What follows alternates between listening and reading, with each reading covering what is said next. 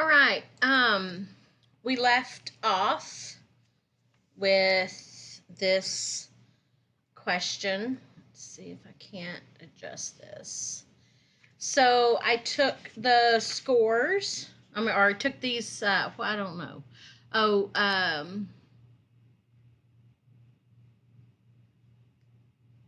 So we've got number of days of recovery. I guess that's what that is.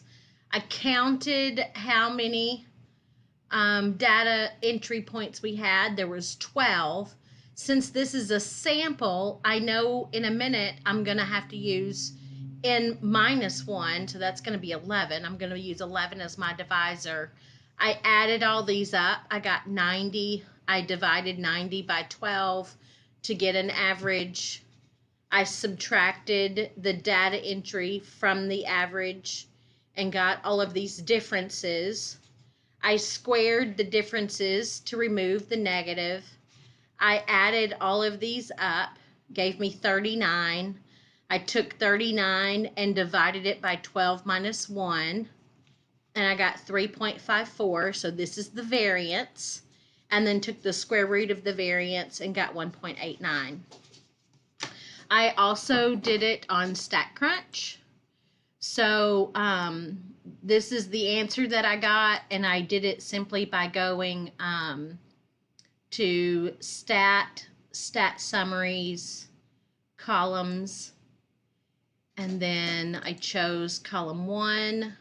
I did variance, and then I did the shift key and did standard deviation, and I said compute, and it gave me the variance is 3.54, the standard deviation.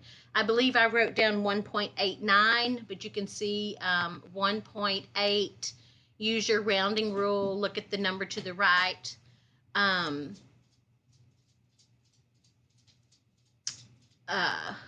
Well, no, that wouldn't. That'd be 1.88. So it should have been 1.88.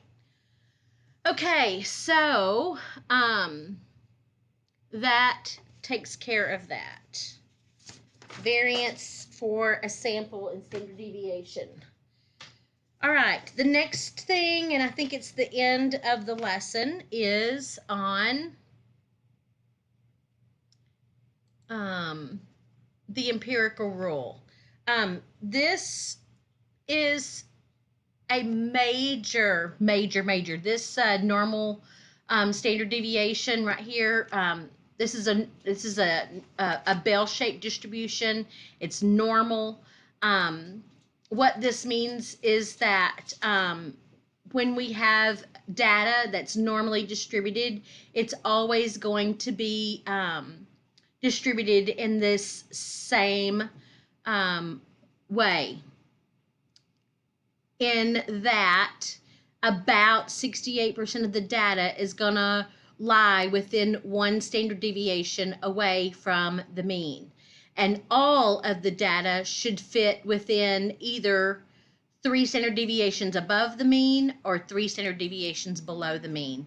It's not 100%, it's 99.7, but still pretty much all of the data is going to fit underneath that curve within 3 standard deviations on either side.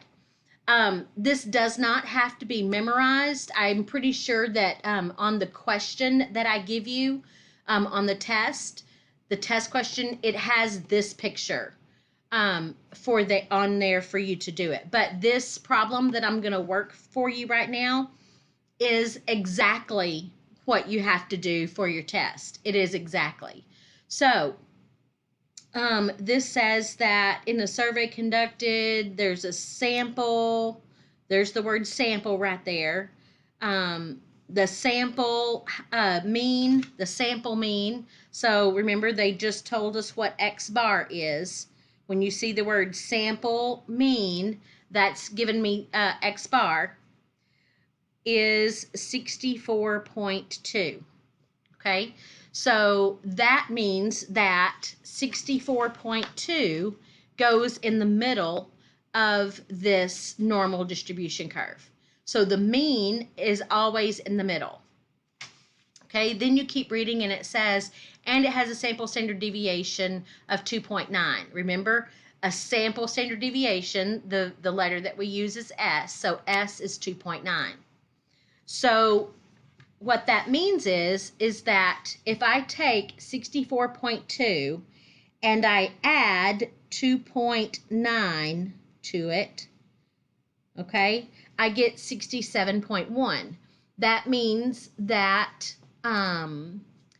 people, ladies, women, and this what it is, height of women who are 67.1 inches tall are one standard deviation above the average. Okay, you take the 67.1 and you add 2.9 to it, and you get 70. And then you take 70 and you add 2.9 to it, and you get 72.9. And then you go back the other way. You take the average, you take one standard deviation away, subtract away the 2.9 from 64.2, and you get 61.3. 61.3 is one standard deviation below the norm of 64.2. All right, and then you just keep subtracting the standard deviation, one standard deviation at a time, minus 2.9, and then you get this one minus 2.9. And what the empirical rule tells me is that 68% of the population will have heights that fall within 61.3 to 67.1. That's 68% of the population. 99.7% of the population will fall between 55.5 inches and 72.9 inches. So that's just about everybody. If you are an adult woman, then your height is going to be somewhere within here. That's what the statistics tells us. And then the question says, estimate the percentage of women whose heights are between 58.4, well, 58.4 right here was at this second standard deviation away, and then 64.2 was the mean. Okay, so we go up here and we see, all right, so 68% is on each side, so they divide that by 2, and they get 34. Now, the 0.13 is the exact value. This is about 68%, but if you just did 34 on this side, 34 on this side, that would be fine. Okay, so you get 68% from here to here, or 34% from here to here, okay? Then the empirical rule says that 95% is 2 standard deviations away. Well, if you take 95 and take away the 68 that's in the middle, 95 minus 68, I don't want to make a subtraction mistake, is 27. So these two pieces right here should add up to be 27. Well, it's 2 pieces and they should be the same size. So divide that by 2, 27 divided by 2, and that's where they get the 13.5. Now the 0.9 comes from, comes from the exact value. Notice this says about 95%, about 68. So they're kind of dropping off those decimals to help it be easier to remember. And I'm okay if you just do 95 and 68. You don't have to worry about these decimals. So you take 27 divided by 2, and that's where you get the 13.5. So this piece is 34, this piece is 13.5. So right here, down here, we're 1 standard deviation away, so that's 34%. We're 2 standard deviations away, so that's another 13.5%. Okay, so you take, this is 34%, this is 13.5%. So you take and add those two things together, and if you use those exact decimals right up there, you get 47.72.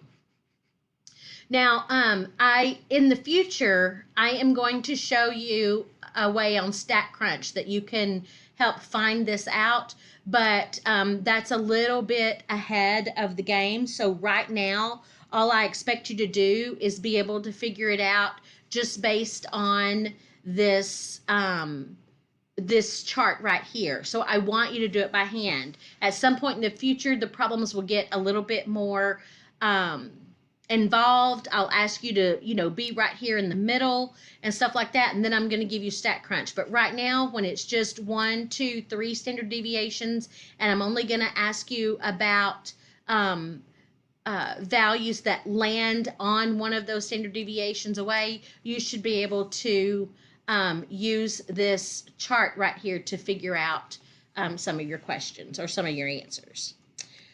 Okay, so that's it. I'm finished. You can now do your 2.4 homework and quizzes.